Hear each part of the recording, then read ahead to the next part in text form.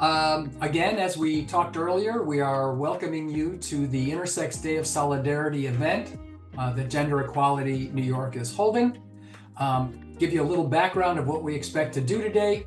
We hope to introduce the purpose and observance of the internationally celebrated Intersex Day of Solidarity, give you an understanding of terms and concepts that we use when we discuss sex, our gender, how we express our gender, and who we can love, discuss key issues facing people with intersex traits, allow our panelists to offer personal life experiences to allow you to better understand the intersex community and what it means to be an intersex person, recognize and remember Herculine Barbine, a French intersex person whose birthday marks the Day of Solidarity, provide some important steps that you can take to be an ally of this marginalized community, discuss some legislation that will support the intersex community, and finally, provide you with some groups that advocate for and support the intersex community.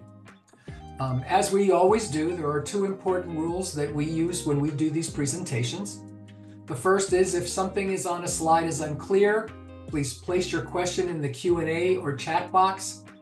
We will, both Maria and Hannah will keep an eye out for it and will stop me so that we can answer that question. And finally, the most important thing is please do not feel embarrassed about asking a question. Whenever we get into, the topic of transgender people or non-binary people or intersex people, there may be a little bit of embarrassment or whatever. We are here to help educate. And within these 4 virtual walls, you can ask us anything. Now, if you should run into us in the public, maybe, getting gasoline for our car or picking up a gallon of milk at a local supermarket, please don't expect that we will answer those questions in public. But while we're doing this educational work, please feel free to ask us questions. And I think everyone shares my opinion is that we want to give you as much information so that you can learn more about the intersex community in this case. So let's talk a little bit about the Intersex Day of Solidarity. It's an international awareness day that aims to draw attention to the issues faced by members of the intersex community. It's observed on November 8th, marking the birth anniversary of Herculine Barbine. We'll hear more about the person named Barbine in a little while. It is also known as the Intersex Day of Remembrance, and it was created to recognize the intersex community and highlight the challenges faced by intersex people. Intersex Awareness Day, which is October 26th, is also celebrated worldwide. And the 2 weeks between the Day of Solidarity and the Awareness Day are marked as the 14 Days of Intersex. So we welcome you to the 14 Days of Intersex. We have obviously passed it by, but nonetheless, we're here in support. Anytime that we do these presentations, we always like to talk first about self-identification. Everyone has the right to define their gender and their sexual orientation. And that includes creating, defining, and use new labels to provide a sense of self and a concise way to express our identities. We also need to understand that language is continually changing. Definitions and concepts continue to evolve, and many of the terms that we used, let's say 20 years ago, we no longer use.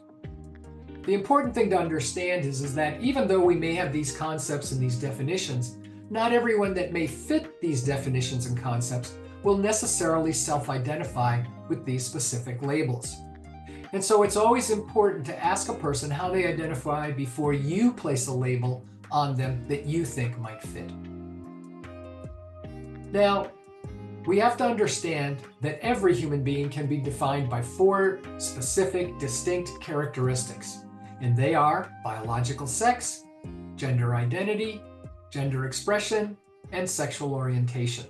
And let's take the first characteristic, better known as biological sex. Now, you will hear people toss around the term sex and biological sex as being the same thing. It's important to understand that there is a significant difference between the term sex and biological sex. Sex is the designation made at birth based on the observed physical characteristics of the baby's genitals. And unless something appears wrong, there's no further observation or study into the body of the baby. We don't do DNA testing, we don't probe the genitals, we don't do anything like that at all. We make sure that the baby gets eye drops. We make sure that the baby's air passage is open. We wipe down the baby, and if everything looks good, the heartbeat is good, everything is good, we pass the baby on to the mom. That designation made at that moment in birth will be used on all legal documents for that person from that point on, unless it's legally changed. However, biological sex can only be determined by the full evaluation of genital configuration, reproductive organs, hormones, and genetics. So when I'm in an in-person event where I'm preaching to an audience, I will always ask them this question. And the thing that I find scariest, for me at least, is when I'm in a hospital setting or a healthcare setting, and I ask the following question: there are only two biological sexes, right? 90% of the people in the audience will go, yep, there is only male and female. Well, they're wrong. There is a whole community of people called intersex people. You may have heard the term hermaphrodite. That is considered a slur and is no longer used in regard to people. Intersex people are born with biological sex characteristic variations, and that includes genitals, hormonal, and chromosome patterns that do not fit typical binary notions of male or female bodies. The term intersex is an umbrella term, and it's used to describe a wide range of natural biological variations that are created during the various stages of fetal development. After conception, genitals in a fetus develop in the same way, regardless of whether the baby is a male or female. At week 7, the genitals start to develop in line with the sex of the fetus under the influence of hormones. It's called the hormone wash. And basically what that does is it's the mother's way of saying to the fetus, okay, it's time to change now. An imbalance of hormones, or the inability of the fetus to respond to those hormones, can result in intersex variations that it can impact chromosomes, gonads, and external genitalia.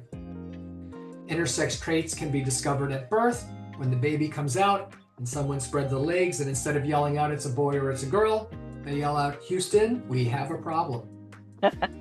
It could happen at puberty when the body doesn't do changes that we expect or changes in a different way than we expect. It could happen later in life when maybe someone who's 30, 40, or 50 years old and has had a consistent health problem, they decide to start doing some testing and find out, oh my gosh, you're intersex. And in some cases, a person may live their whole lives and not realize that they're intersex because some chromosomal intersex variations may not be physically apparent. The lack of available data on people with intersex traits is significant and concerning. Estimates of the population size vary based on the definition researchers use. Further, stigma around intersex traits make many individuals unwilling to disclose their intersex status. Experts suggest that the intersex population could be as high as 12% of the world's population.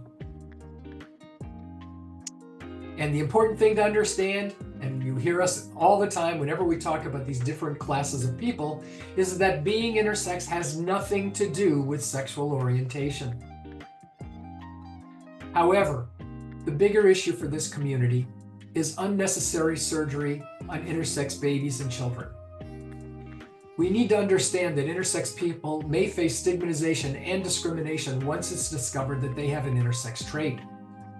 And the bigger issue for the community is that many intersex babies and children endure abuse and future suffering by undergoing forced cosmetic medical interventions to make their appearance conform to male or female sex stereotypes.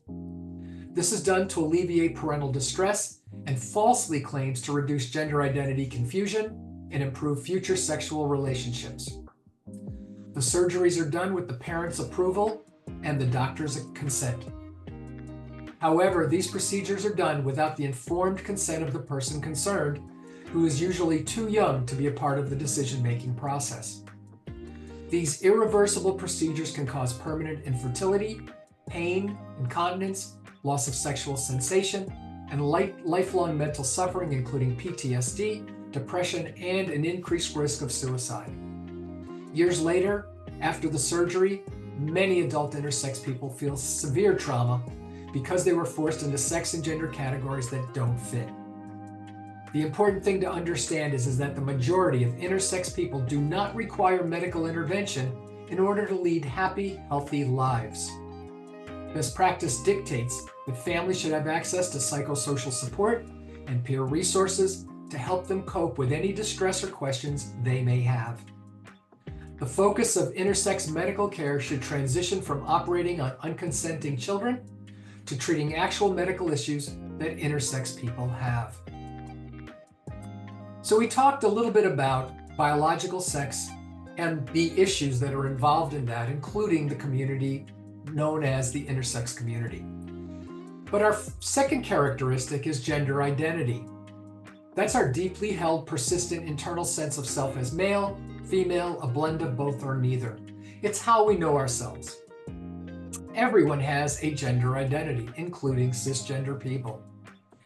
You know who you are. The way I like to explain it is, imagine that you are on a deserted island and there is no radio, television, internet, there is nothing. There are no other people. There are no billboards. There are no planes or boats or anything. There's nothing around. It's just you. And however you got on that deserted island, you've lost all your clothing. So you have no outside interference telling you who you are. As you hopefully sit on a large palm leaf on the beach there, do you know who you are? I would suggest that you absolutely know who you are. Yes, I'm a 32-year-old male. Yes, I'm a 28-year-old female. You know who you are. That's your gender identity. According to the American Academy of Pediatrics, by the age of 4, most children have a stable sense of their gender identity.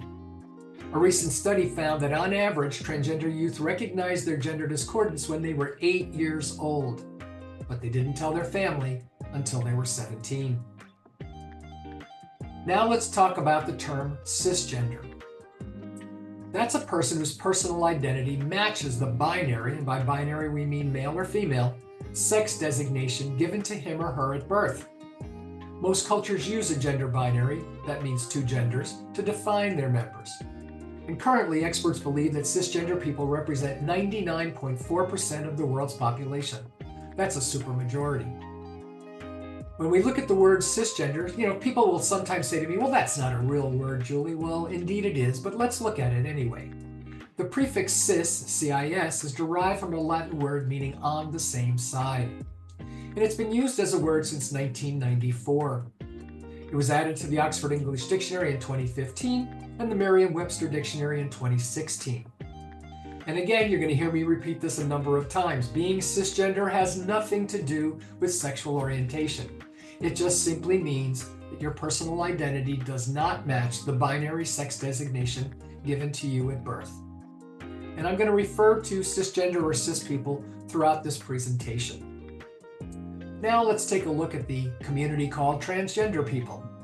That's a person whose personal identity does not match the sex designation assigned to them at birth. It's important to understand that transgender identities are a naturally occurring part of human gender diversity, and it's not something that parents can cause or change. When we look at the word transgender, we look at that prefix T-R-A-N-S, trans, it's derived from a Latin word meaning across. So think about that. Cisgender people on the same side, transgender, across gender. And the term transgender is actually an umbrella term used to describe a wide range of identities and experiences outside of gender expectations, and it refers to many types of people, including those who have surgery or take hormones, and those who don't. Those who live authentically full-time, and those who behave and present as cisgender most of the time, but occasionally present as transgender. And the term usually includes non-binary people as well. And I'm going to use the term trans and transgender interchangeably, so if I say trans, I simply mean transgender. And again, being transgender has nothing to do with sexual orientation. However, we prefer using the term gender expansive as an even more general, wider, more flexible range of gender identity and expression for people. More and more we hear transgender people speak about being binary. For example, when I introduce myself to people, I tell people that I'm a trans woman. And conversely, there's a whole community of people, which we're going to talk about in a couple of minutes, who are non-binary and may or may not identify with being transgender. So that's why we use the term gender expansive as a larger umbrella to encompass everyone. Currently, experts believe that gender expansive people represent 6/10 of the world's population. If you recall, cisgender people were 99.4%. We're the balance of the world's population. Now that number seems very small, but here in New York State, 0.6% represents over 117,000 people. And specifically on Long Island, where I happen to be located, it represents over 17,000 people. Let's talk a little bit about gender conforming. And when we're talking about gender conforming, we're talking about behavior and appearance that conforms to the social expectations for one's gender.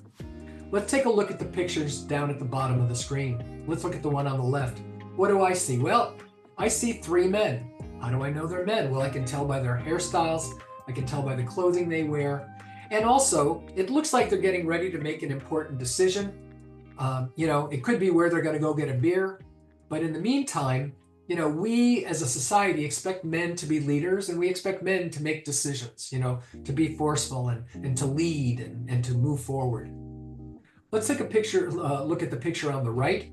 What do I see? Well, I see a group of women. Well, how do I know they're women? Well, I can tell because, I can tell by their hairstyles, I can tell by their clothing, I can tell by their accessories, their jewelry and their earrings and so forth. And I can also tell because, it looks like they're politely clapping. Maybe they're part of a garden club that had a bake sale or something, and they made their goal, and now they've got enough money to buy seeds or plants or whatever it is. And I'm being, a little facetious here because we know that women can be great leaders. And we also know that men can be supportive and comforting. I've been in a number of emergency rooms, and let me tell you, whenever a male nurse is there, they not only combine compassion, and care with strength and being able to help people get on or off of beds and so on and so forth. So, we know that, gender conforming gets a little shady. Our culture classifies gender into 2 discrete categories, male and female, and that's better known as the gender binary. And the idea of gender conformity is based on norms that claim that people with penises are men, and they should be unemotional, strong leaders and protectors, like John Wayne. Further, people with vaginas are women, and they should be gentle, passive, and nurturing.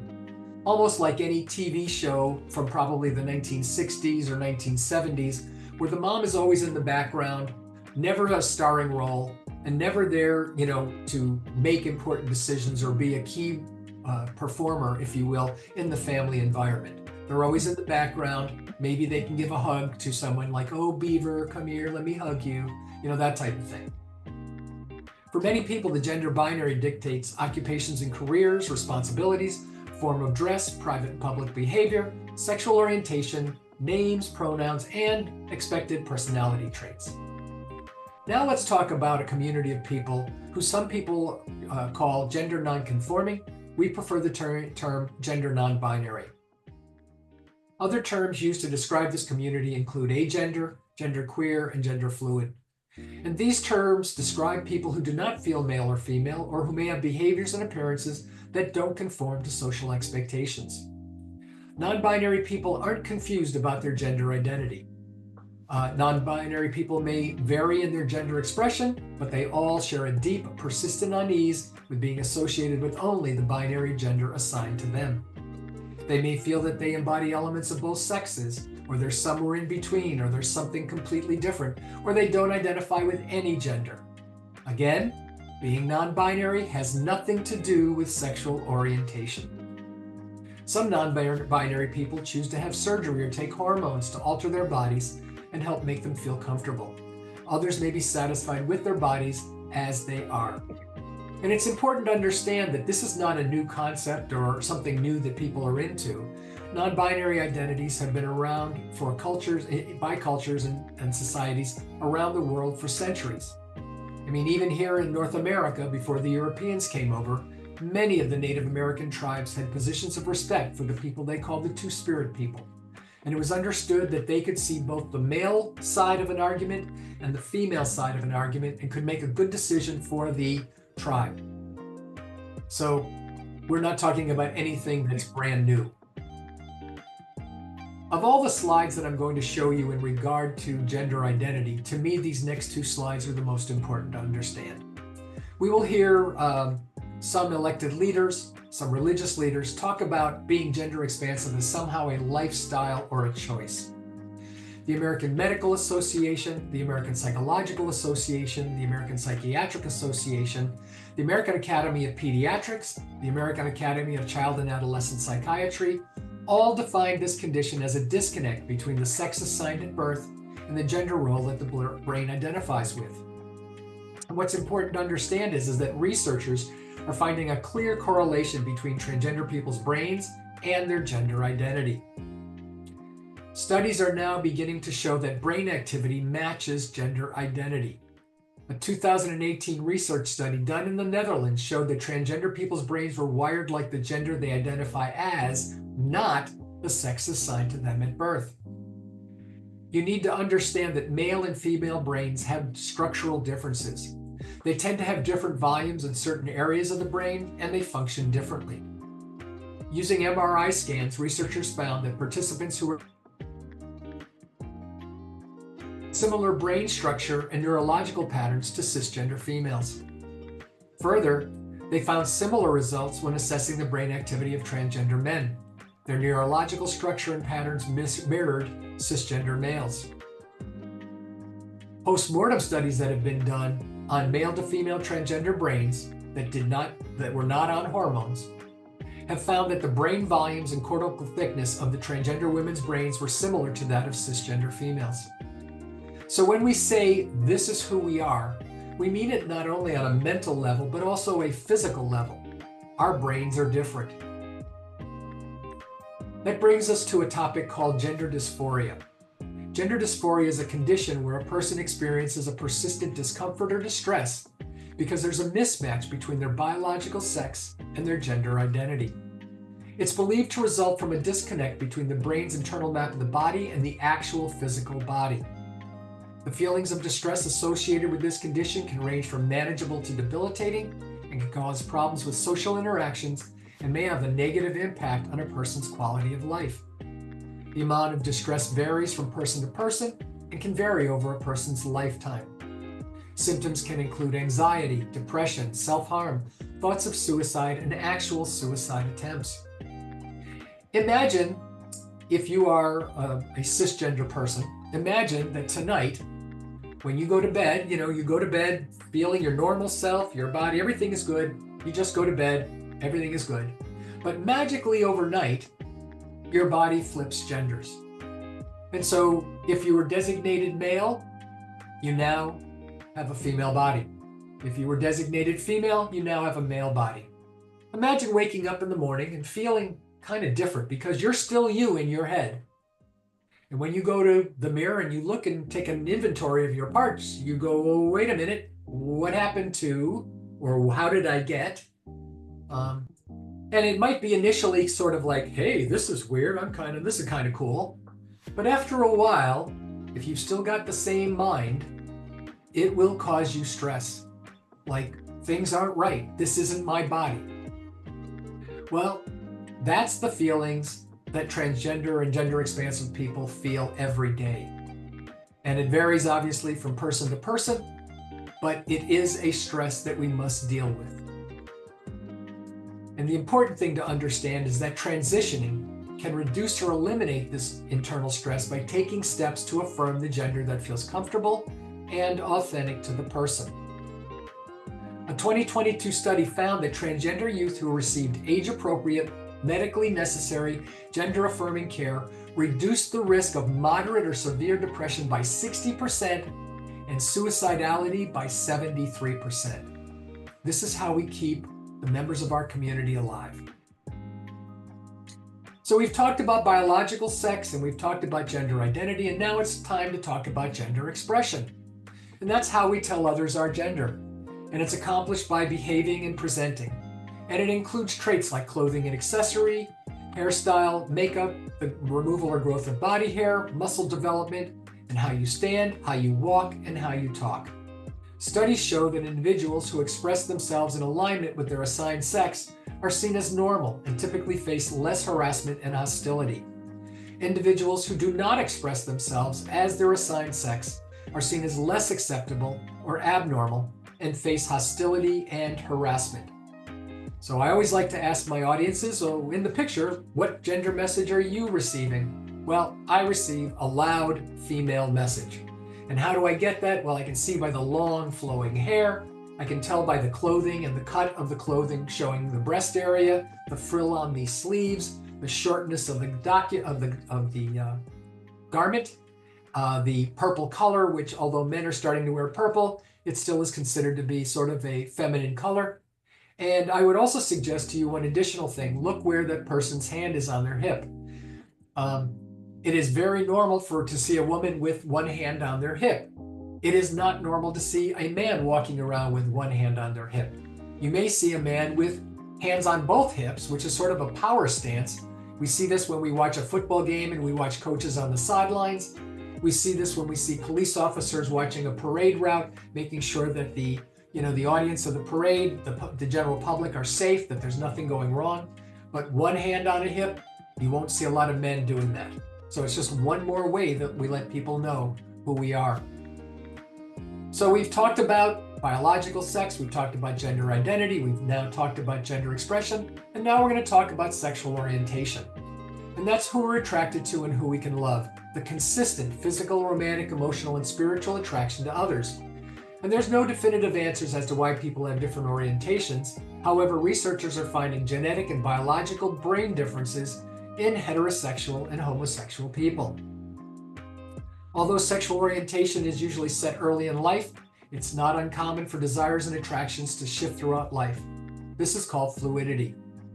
And people don't decide who they're attracted to, and therapy, treatment, and persuasion won't change a person's sexual orientation.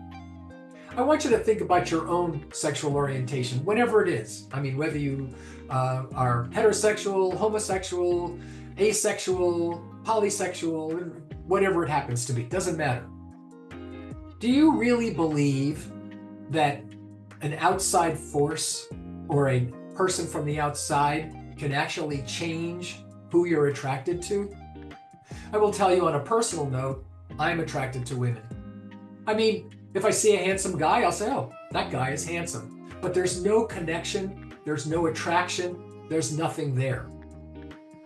Show me a beautiful woman, my eyes connect, my heart starts pumping a little bit faster. There is an attraction there. I feel that for women, okay? I can't imagine someone from the outside changing not only this mental link, but also this physiological link that happens in my body and gonna somehow change how I feel about that.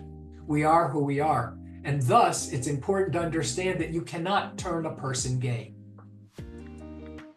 The range of sexual orientation includes pansexuality, a sexual orientation that describes someone who is romantically, emotionally, or sexually attracted to people of any gender, regardless of their gender identity or biological sex, and asexuality, a sexual orientation that describes someone who experiences little or no sexual attraction or no interest in sexual activity.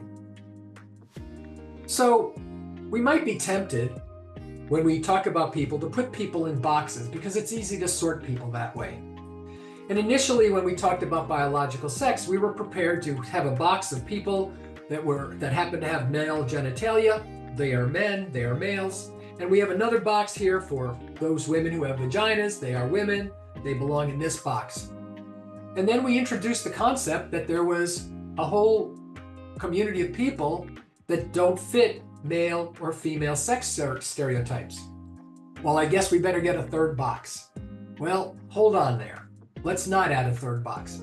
Let's look at things a little bit differently. And what I want to show you is, let's take a look at the top line here. These are what we call continuums. So we want to get the idea somehow symbolically of the biological sex characteristic that we all share. And so we're going to represent it with a line that goes in both directions to infinity. You can see to the right male, you can see to the left female. And in the middle area there is the intersex community. We don't know where it starts, we don't know where it ends, but we know that they belong on that line. I don't know how many of you have taken plane geometry, but the definition of a line is an infinite number of points. And so although it's a representation of biological sex, what it is saying is that there is an infinite number of points on this line. If we were to take 10 men, put them in a room, and measure their testosterone levels, how many different testosterone levels do you think we would have? The correct answer is most likely 10. If we were to take 10 women and put them in a room and measure their estrogen levels, how many results would we get? Most likely we would get 10. A lot of variation. If we were to measure breast size on women, penis size on men, whatever direction you want, whatever way you want to measure maleness or femaleness, you're going to come up with a lot of variation. And so when we talk about a line that has an infinite number of points, what that means is that there's a point on this line for you, and there's a point on this line for me. In fact, there's a point on this line for everyone. And notice that there's no right or wrong on this line. There just is. So we want you to get an idea that this is a shared characteristic that has no right or wrong. It only has what is. And that same type of thought process goes on gender identity. You can see man to the right, woman to the left, and the non-binary community in the middle there. Again, we don't know where non-binary starts or ends. It doesn't really matter. An infinite number of points. There is no right or no wrong. There only is. And so again, there is a point for you and a point for me on this gender identity line. Let's look at gender expression. You see masculine to the right, feminine to the left, and the androgynous community somewhere in the middle. Don't know where it starts, don't know where it ends, but we do know it's an infinite number of points. There's a point for you and a point for me on this line. There is no right, there is no wrong, there only is. And finally, in sexual orientation, we show homosexual to the right, heterosexual to the left. We have pansexual or asexual somewhere in the middle there. Again, it really doesn't matter because there is no right part of this line. There is no wrong part of this line. There is an infinite number of places on this line, one for you and one for me, one for everyone. And again, no right, no wrong, just a shared characteristic that we all have. And so I hope you have a better understanding of these characteristics. I want to talk just a little bit about gender transition. And by gender transition, we're talking about an experience by which a person goes from living and identifying as one gender to another. Each person's reasons for transitioning are personal and unique, and there are infinite ways to transition, and there's no right way and no right time. For young children and for many adults, it starts out as a social transition by coming out to one's family, friends, neighbors, or coworkers. It could include changing your outward appearance, your gender expression, your name, your legal sex designation, and your pronouns. In many cases, a healthy gender transition might not even include surgery or hormones. And it's important to understand that gender-expansive adolescents and adults rarely regret gender transition, and the process substantially improves their well-being. Because living with gender dysphoria can be harder than living as a gender-expansive person. So, we've outlined some key issues that face the intersex community. There is a lack of data on people with intersex traits. No intersex status questions currently exist on any federally funded general population surveys, and population-level data on people with intersex traits are unavailable. Stigma around intersex traits also makes many intersex individuals unwilling to disclose their intersex status. No nationwide data on the prevalence of surgery performed on intersex individuals, as most hospitals opt out to not disclose this information. Intersex people face high rates of discrimination and stigma. 34% of LGBTQ intersex respondents to a 2020 Center for American Progress, better known as CAP, survey of LGBTQI+ adults reported a household income of less than $25,000 annually. We're talking about poverty. Intersex people often have difficulty obtaining legal identity documents that reflect their gender. In many states, burdensome requirements or lack of inclusive identification options prevent people with intersex traits from obtaining accurate identification, increasing the risk of harassment, discrimination, and violence. The community faces high physical and mental health disparities. In a 2018 study, 43% of adult intersex respondents reported their physical health as fair or poor, and 53% reported the same of their mental health. Studies show that individuals with intersex report worse mental health levels than endosex individuals. And we're talking, when we say when we talk about endosex, we're talking about people who are not intersex. Research has also documented that individuals with intersex traits report low self-esteem and anxiety due to their physical appearance. Some individuals with intersex traits feel a lack of control in life by living in a binary society and a culture that makes decisions on other people's bodies, sometimes without consent, as we've talked earlier about intersex babies and children. In the 2020 Center for American Progress survey of LGBTQI+ adults, it showed significant mental and physical health disparities between LGBTQ+ intersex respondents and LGBTQ non-intersex respondents or endo respondents. So even though you're part of the LGBT community, if you're an intersex member of that community, it's even worse for you. There are significant healthcare issues impacting intersex people. Intersex people avoid doctor's offices to avoid experiencing some form of discrimination, including refusal of care, harsh language, or physical abuse. From the 2020 CAP survey, 3 in 5 LGBTQ+ intersex individuals have avoided doctor's offices to avoid experiencing discrimination. And many community members postpone or avoid medical care due to cost. Remember, we talked about them earning less than $25,000 a year. So with all that